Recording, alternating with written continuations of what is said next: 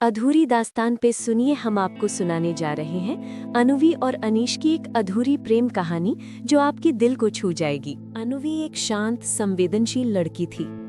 उसकी उम्र केवल 19 साल की थी, लेकिन उसकी आंखों में अनुभवों की झलक थी। वो छोटे से कस्बे में रहती थी और कॉलेज में पढ़ाई करती थी। अनुवी का सपना था कि वो बड़ी होकर एक लेखक बने और अपनी कहानियों से लोगों के दिलों को छू सके। कॉलेज में उसकी मुलाकात अनीश से हुई। अनीश होशियार, हंसमुख और बहुत मिलनसार लड़का था। पहली नज़र में ही दोनों में अजीब सी समझदारी और आकर्षण पैदा हो गया। धीरे धीरे उनकी दोस्ती प्यार में बदल गई। पहले कुछ महीने तो बस खुशियों के ही थे। दोनों अक्सर कॉलेज के पीछे वाले बगीचे में मिलते, लंबी बातें करते और अपने भविष्य के सपनों को साझा करते। अनुवी ने अनीश को अपने लिखने के शौक और अपनी अधूरी कहानियों के बारे में बताया। अनीश हमेशा उसे प्रोत्साहित करता और कहता, तुम्हारी कहानियां एक दिन सबको रुला देंगे अनुवी। लेकिन जिंदगी हमेशा जैसी हम चाहें वैसी नहीं होती। अनीश के घर में आर्थिक परेशानियां आ गई। उसके पिता की नौकरी चली गई और परिवार का पूरा दबाव अनीश पर आ गया।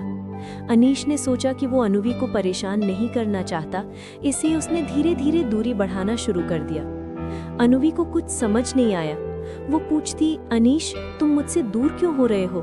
अनीश बस मुस्कुराता और कहता, कुछ नहीं, बस थोड़ी परेशानियों में हूँ। लेकिन अनुवी का दिल जान चुका था कि कुछ गलत है। उसने कोशिश की, प्यार जताया, पर अनीश ने अपना मन नहीं बदला।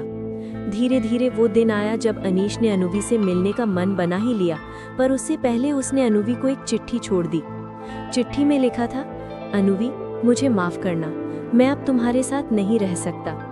मेरी परेशानियां इतनी बढ़ गई हैं कि मैं तुम्हें खुश नहीं रख पाऊंगा। तुमसे मिलकर मुझे सबसे खूबसूरत यादें मिली हैं, लेकिन अब मुझे अकेले ही अपने रास्ते पर चलना होगा। हमेशा खुश रहना, मेरी प्यारी अनुवी। अनुवी ने चिट्ठी पढ़ते ही अपने होश खो दिए। उसकी आंखों से आंसू लगातार बह रहे थे। वो नहीं समझ पा रही थी कि क्यों अनीश ऐसा कर गया। उसके दिल का हर हिस्सा टूट गया था।